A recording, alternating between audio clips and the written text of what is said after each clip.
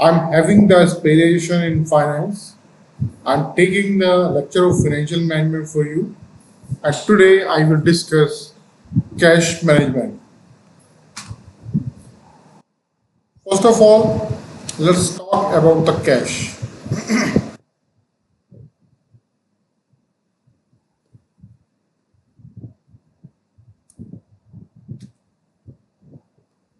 Cash, what is the meaning of cash? In this chapter, if we are talking about the cash, it has two sense. In narrow sense, currency and generally accepted equivalents of cash like checks, draft, etc. may be termed as cash. If we talk about cash in broader sense, it includes marketable securities and time deposit in bank. They can be readily sold and converted into cash, can serve as a reserve pool of liquidity, also provide short-term investment outlet for excess cash.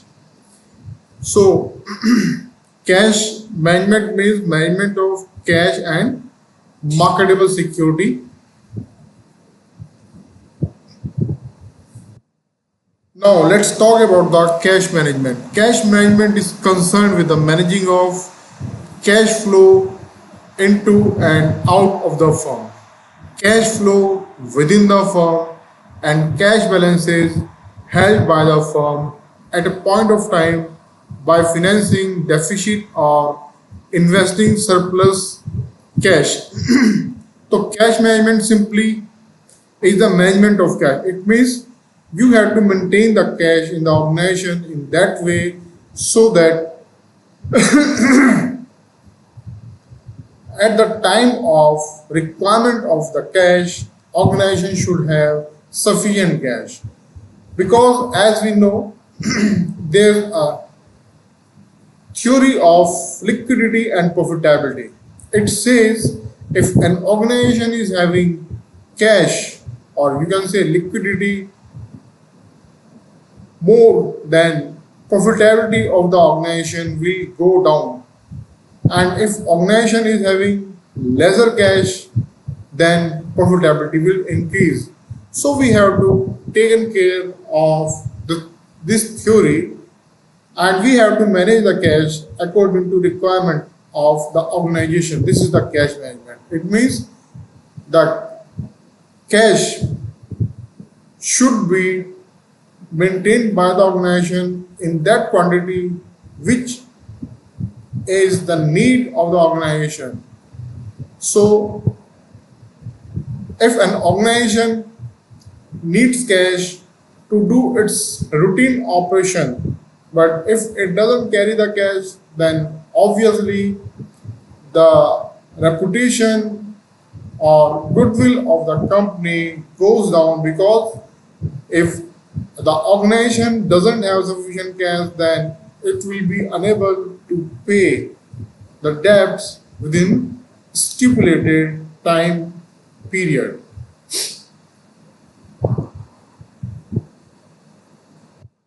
There are four facets of cash management. First of all, cash planning. Number two, managing the cash flow. Number three, optimum cash level. And number four, investing surplus cash.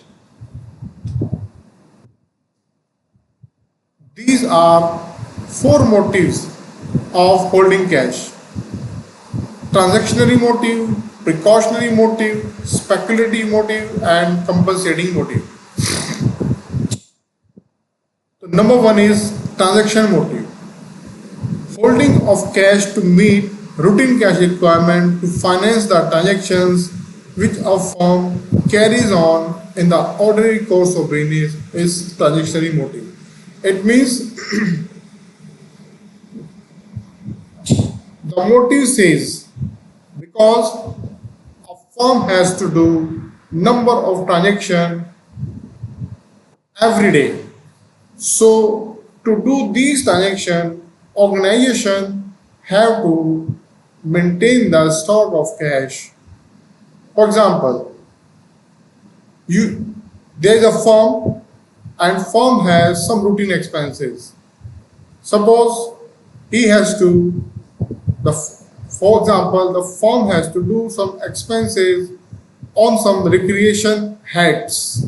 Suppose the firm has to do some expenses on purchasing of goods, and some amount is paid by the organization immediately.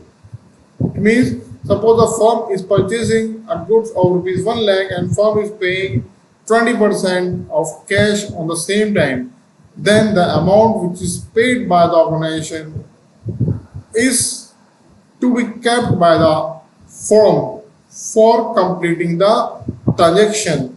So this motive is comes under transaction motive.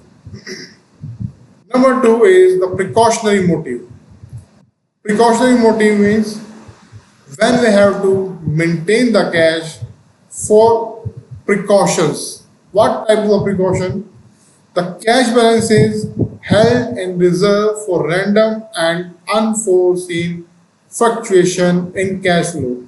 So there should be a precaution made by the organization that it may be unforeseen fluctuation in the cash flow in future. So they should maintain a reserve of cash, because if there is a need of cash, there is a sudden need of cash, but on the same time if organization doesn't have the sufficient cash, then it downgrade the reputation of the organization. So it has to maintain cash. Number two, a cushion to meet unexpected contingencies.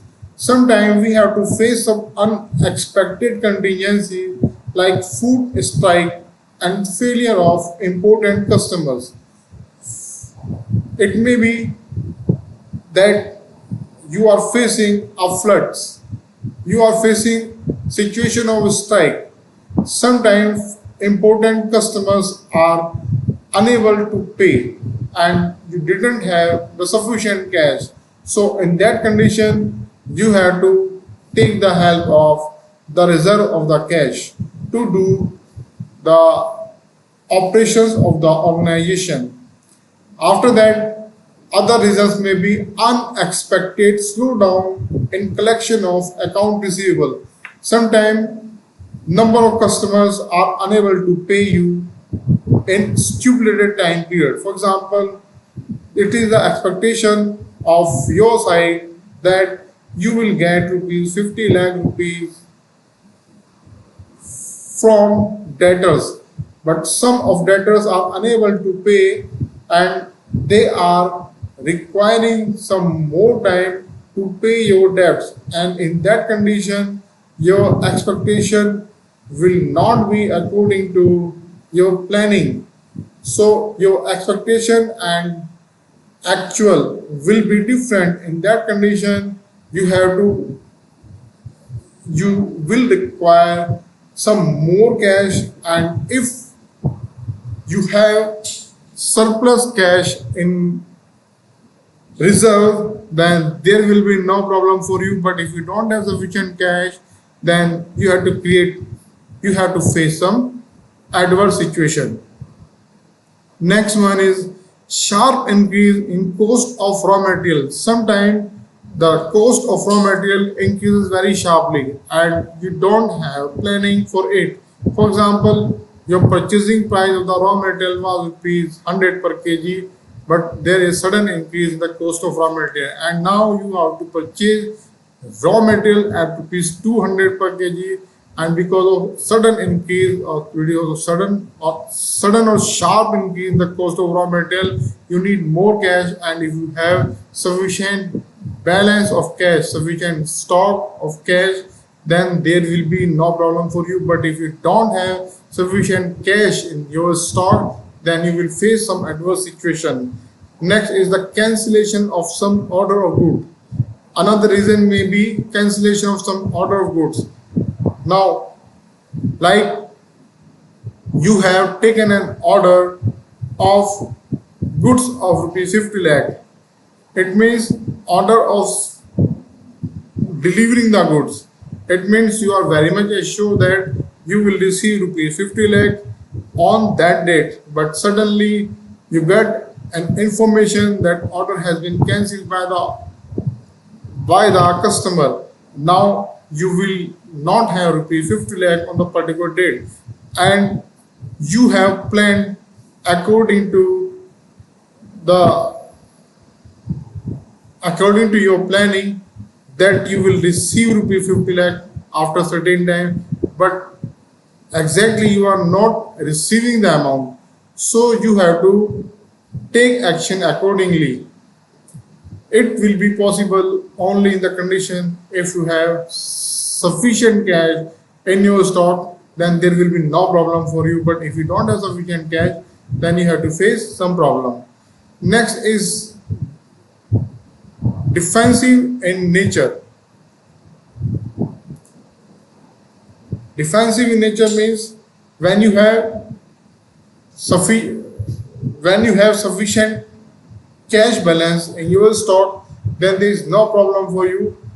So because of defensive nature, you have to maintain sufficient cash as a precaution.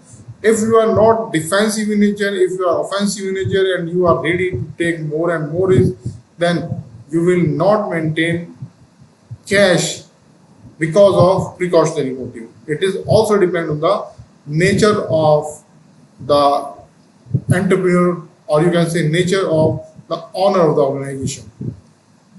Next one motive is the speculative motive. It is a motive for holding cash, near cash, to quickly take advantage of opportunities typically outside the normal course of business. So this is a motive which stimulate you to maintain cash, because whenever you are having more cash or near cash which can be converted into cash very sharply, then you may have some advantages, you may have some opportunities, and if you have sufficient cash, you can catch this type of opportunities in normal course of business. Positive and aggressive approach. So speculative motive is positive and aggressive approach. It means whenever you are having more cash, then you have the different type of opportunity. Like sometime whenever you want to purchase some raw material, then there are offers for you that if you are paying 100% amount in cash, then you can get the discount of 20%, 30%, and 40%. So if you are having sufficient cash, or you are having more cash, then you can take the advantage of getting raw material very cheaper or other type of the benefits as well. Next is helps to take advantage of. Number one, opportunity to purchase raw material at reduced price. I have discussed you. Next opportunity may be make purchase at favorable prices, same. And next thing, delay purchases on anticipation of decline in prices. And after that, buying securities when interest rate is expected to decline. Buying securities when interest rate is expected to decline. So these are the different speculative motive which you may done whenever you are having sufficient cash. And last one is the compensating motive. It is a motive for holding cash or near cash to compensate banks for providing certain services or loans. Clients are supposed to maintain a minimum balance of cash at the bank which they cannot use themselves. The compensating motive This is the compensating motive, is a motive for holding cash to compensate banks for providing certain services or loans. So this is the cash which is maintained by the individual in bank for getting different type of services or loans, etc. This is compensating motive. So it means you are maintaining the balance of cash with the bank. Why? Because this is a motive compensation. Compensation means because you are getting different of services of the bank, then you have to maintain some sufficient balance with the bank so that you may get different services in future. Now, let's talk about the objective of cash management. Objective of cash management. First of all, cash management means to maintain cash according to requirement of the organization. If organization need, suppose, cash balance of rupees 50 lakh, it should be 50 lakh. If you are having more than 50 lakh, it means if you are maintaining 1 crore rupees, then you are having idle cash, and if you are having idle cash, it means profitability of the organization will go down, and if you are having lesser cash, then operation, or you can say daily routine work, will be affected because of non availability of sufficient cash with the organization. So you have to maintain sufficient cash all the time. Now, sometimes it's a problem of cash that if we see, then main problem is the matching of payments and receipts. If we could manage, or you can say if we could match receipts and payments of cash, then you can say you have managed the cash. For example, an salary class person is getting its salary on first week of the month. Now here it's clear that he will receive cash inflow in first week. Then it's very easy for this person to match the outflow. Up now, suppose he is receiving cash of rupees 1 lakh per month in first week of the month, and he has some certain expenses. For suppose he has to spend something on rent, he has to spend some on grocery, on milk, on other fooding and clothing expenses, some installment of loan, it may be car loan, it may be home loan. Now suppose he received rupees 1 lakh in first week, and all payment start in second week, and all payment complete in second week, then it means he could manage the cash, and the cash management of this house is very good. But if there is a uncertainty in inflow of cash, and at the same time if there is an uncertainty of the cash outflow, if it doesn't match properly, then he will always face a problem. So if we come on the organization, sometime it's very easy to manage the cash outflow, but it's not easy to manage the cash inflow, because sometimes it's not possible you to sell the goods on your terms and condition.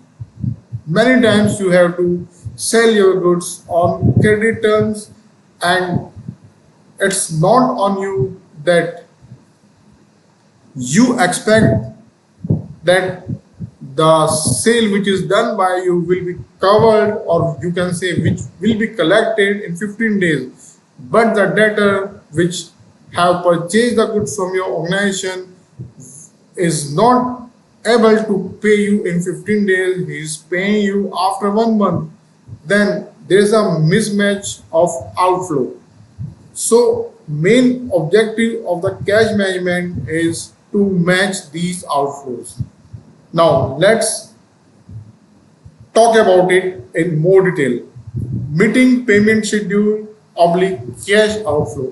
Enough cash must be on hand to meet the disbursal need that arise in normal course of business.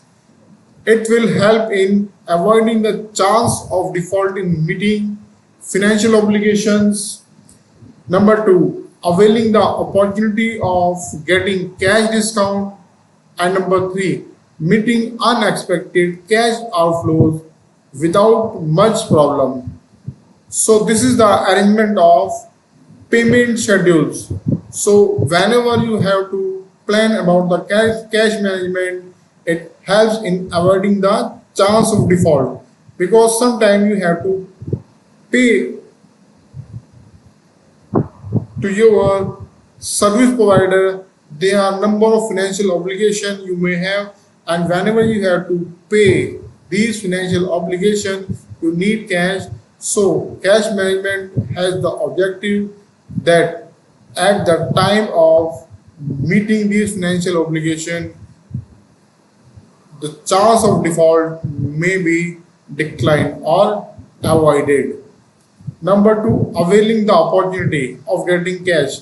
Whenever you are having sufficient cash, whenever you are in the position to pay at a certain time, then you have the opportunity to getting cash discount from the supplier of raw material, meeting unexpected cash flow without much problem. And sometimes you have to face the situation where cash outflow are unexpected. You were expecting that this cash flow will be take place after 15 days, but suddenly this cash flow is is being done before 15 days. And this type of situation, in this type of situation, you may face some adverse situation. So to overcome this situation, you have to practice cash management. So this is the objective of cash management, to escape you from these type of situation. Second is the number two. There are two objectives of cash management. Number one, meeting payment schedule, and number two, optimizing cash balance. So this is second objective. In second objective, you have to maintain optimizing cash balance. High level of cash, large fund remain idle. Low level of cash, failure to meet payment. It means cash management tells you how much cash balance should be maintained by the organization. Because I have discussed with you earlier that if you are having high level of cash, it means large fund will be remain idle with the organization. And if large fund remains idle with the organization, it means organization is having more liquidity. And theory says if you are having more liquidity, then profitability will go down. On the same time, if you are having low level of cash, it means you are failed to meet payment schedule. And if you are failure to meet payment schedule, it will down your reputation in the market. Because if you are unable to pay your creditors on time, then it means your goodwill will go down in near future. Now, we have done the objective of cash management. Now let's discuss about how the cash management is planned in the organization. So first of all, planning aspect, and after that controlling aspect. Now You can say there are two aspects, planning and controlling. So planning means, first of all, you have to plan cash inflows and outflows. If you are able to pay cash inflows and outflow, your first, or you can say your 50% task is complete. So to plan expense and payments, you have to prepare a cash budget. So whenever you have to plan, first of all, prepare a cash budget. Cash budget is a summary of movement of cash during a particular period. So if you are planning in future, then first of all, create a budget. What is the meaning of the budget? Budget simply expectation of future income and future expenses. So you can do one thing, write down all heads of receipts on one side and all the heads of payment on another side, and after that you can write down the dates, or you can say expected dates of receipt, or on another side you may write down the expected date of payments. Now whenever you have to maintain cash budget, first of all you have to write down the receipt on the one side and you have to write down the payment. And whenever you have to maintain a cash budget, there are three heads: number one, opening balance; number two, all receipts; and number three, all payments. So in head of receipt, you have to write down all the receipts. Up now you have to prepare a cash budget for month of January. Then you have to write down all the expenses which is made by you on the payment, and you have to total all the payment, and last you will write all expenses made by you in month of January. Same, if you have to write down the receipt, then all receipts which you received on actual basis in the month of January, you had to write down the amount in front of head of all the receipts, and after that you have to add all this receipt, and it will be total receipt of the organization in the month of January. On another hand is the opening balance of cash. It means when you are running an organization on January 1, what was the opening balance of cash. Now to prepare the cash budget, what you have to do, you have to write down opening balance of cash, you have to add all receipts, and you have to deduct all payments. Then remaining amount is termed as closing balance of cash.